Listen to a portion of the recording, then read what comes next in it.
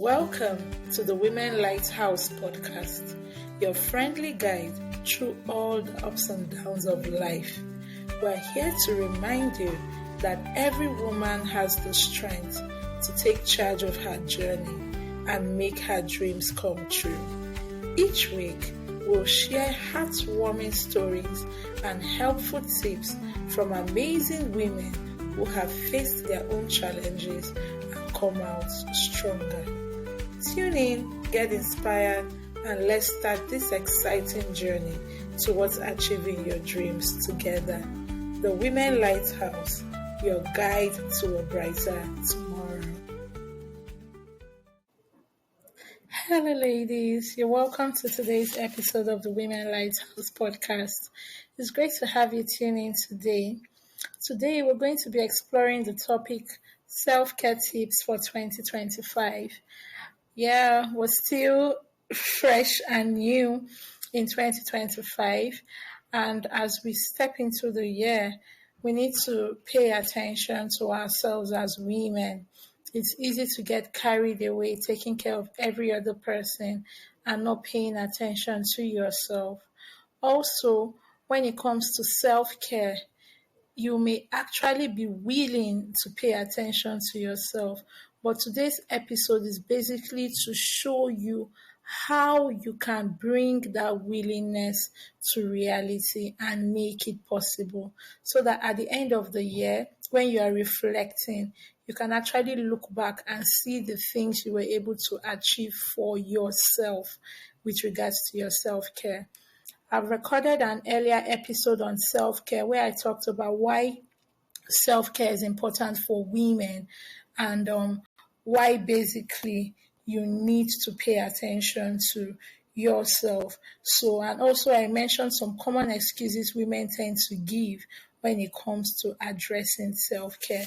So I'll put up the link to that episode in the description box so that you could listen to it. So let's get right into it. Basically, when we talk about self, we need to understand that we have three parts that make us up. First, we have the spirit. Second, we have the soul. And third, we have the body.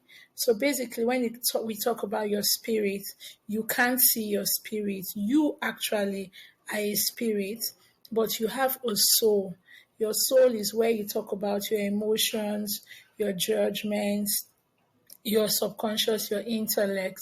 So that's the soul. Then we now talk about your body, which is the physical aspect of you that you can see. So it's important for us as women to be able to create a balance when it comes to caring for ourselves, spirit, soul, and body. And when we talk about self-care, we are now focusing on how can you care for yourself physically, for yourself intellectually or emotionally or mentally, and how can you care for your spirit, man. So I'll basically go right into 5 things that can help you when it comes to having an effective self-care routine in 2025. The first thing basically is to be able to identify what your priorities are. Looking back at 2024, what were some of the areas when it came to self-care that you were lacking? So for me, for instance, by the time I reflected on 2024, I was able to identify with regards to my physical or my body, I needed to be more fit. It was important for me to pay attention to my fitness and my health. So I know that before the year ended, before 2024 ended, I engaged in swimming. So that was my self-care routine for 2024, the basics of swimming. And it was a really, really lovely fitness routine for me. So like in 2025, I intend to take it a step higher by actually enrolling in a gym that covers both the gym itself and swimming. So I'm going to still pay more attention to my swimming, even enroll in advanced classes when it comes to swimming, so that I could use that to keep myself fit. So you need to begin by identifying where your priorities lie. So physically, you take note of what area do you want to pay attention to yourself physically. Then when it comes to your soul, which is your mind, your emotions, your intellect, what areas do you want to pay attention to?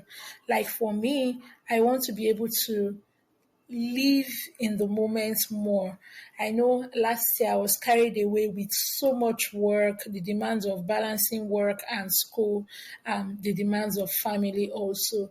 So I didn't really do a lot of hanging out with my friends other than when we like took our kids for swimming class, and every now and then maybe our kids were celebrating birthdays, we would hang out. So I want to be more present, to actually pay attention to myself, hang out more with friends and family. So basically, even if it's quarterly, have an outing with friends and family, record the moment.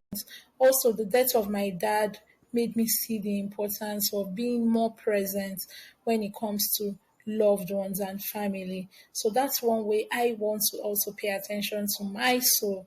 Then, when it comes to my spirit, I want to engage more in spiritual activities, spiritual fellowships that could help me pay attention to my spirit man. Also, reading of like spiritual resources or materials, listening to more messages. So basically, you need to sit with yourself and ask yourself, spirit, soul, and body, what are my priorities? What are the current challenges I'm facing? And that I would want to address in this year, 2025. So the next thing is to have an accountability partner. Like, let me use myself as an example. I know how many times I wanted to learn how to swim. After I gave birth to my son, which was like 5 years ago, I said I was going to swim. Something came up. I delayed. I think I was like, oh, rainy season. Oh, let me wait after rainy season. While waiting for the rainy season to end, I got pregnant with my daughter. Then, shortly after I gave birth to my daughter, I lost interest in swimming until I was now looking for a swimming academy for my son to learn, which was last year. So imagine if I had an accountability partner. And in fact, what helped us to do our swimming last year is because we, the mothers that brought our kids to swim, we now decided, if our kids can swim, look at all of us here, we can't swim. Why won't we? And that was how we decided to pay for it as a group. When we paid for it, we didn't start swimming immediately. It took like, I think, 3 months or so. We paid ahead of time. So imagine if I had told myself, just only me, oh, I want to learn how to swim. I would keep the money when I'm ready. The year would have ended and I would have used that money for something else and still not know how to swim. But having each other, we were able to fix our weekend classes and we had to show up. So accountability is important. So you need to look for an accountability partner because you achieve more when you work with the assistance of someone than when you're working alone. There will be times you may not feel like it, but when you have an accountability partner, that person can push you and motivate you and encourage you to show up for yourself. So the next thing is keep it simple and fun. So basically, like, I know I'm using fitness because this is important to me in the year 2025. Not basically to lose weight, but to keep fit and to stay healthy. Because if you want to live longer, you have to pay attention to your health. So my examples are really bordered around fitness because it's like my number one priority for 2025.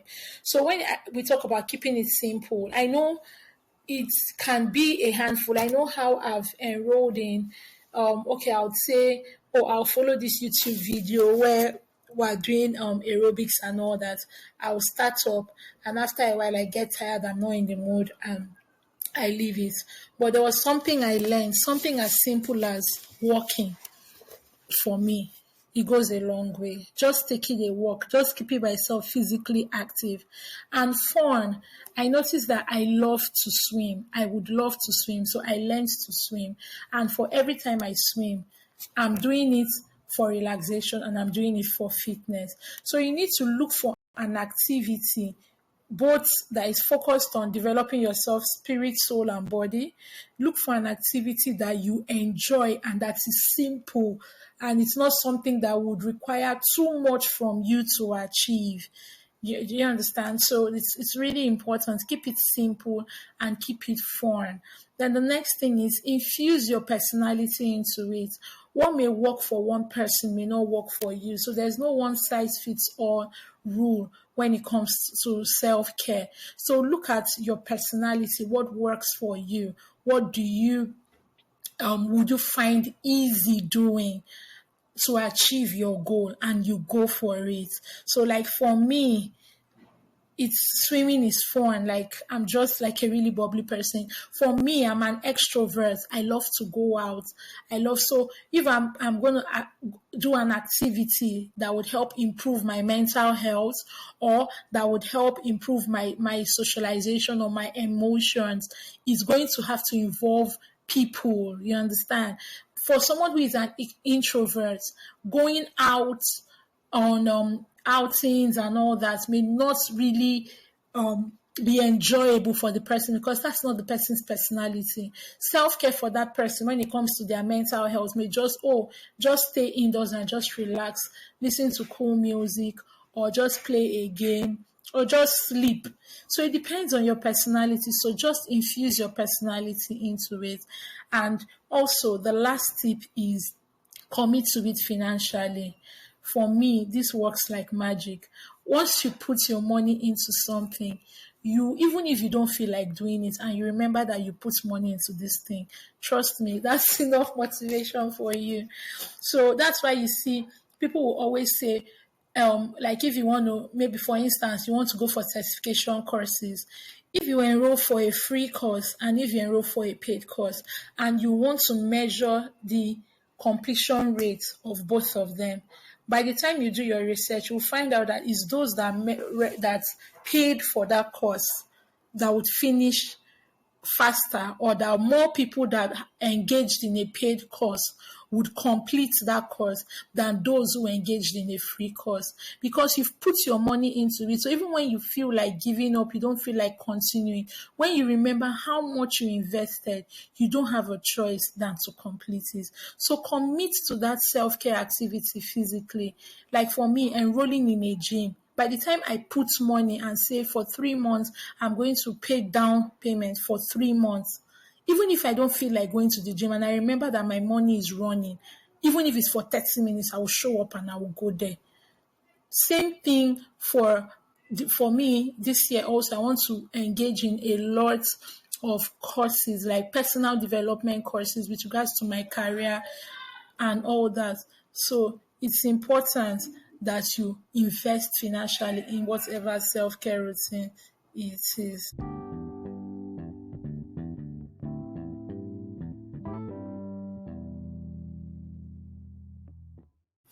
So there you have it. These are the 5 tips that you can apply to have a successful and effective self-care routine in 2025. First, identify your priorities. Then you get an accountability partner. Keep it simple and fun. Then infuse your personality into whatever routine you choose and commit to it financially. Thank you for tuning into today's episode. Before we go, I have one challenge for you. Outline one self-care routine for each of these areas: your spirit, your soul, your body. And after you outline that self-care routine, apply these 5 tips to each of them and let me know how it turns out for you. So see you in our next episode. Bye for now. Thank you for tuning in to today's episode of the Women Lighthouse podcast. We really hope today's episode has given you some great tools, resources, and a boost of confidence to take charge of your journey. If you enjoyed this episode, be sure to subscribe on our YouTube channel and hit that notification bell so you never miss an update. You can also follow us on our social media handle for even more tips and a wonderful community that's all about supporting your growth. Join us next time for more uplifting stories and encouraging insights. Until we meet again, Keep shining bright, stay inspired, and embrace your unique path to a better tomorrow.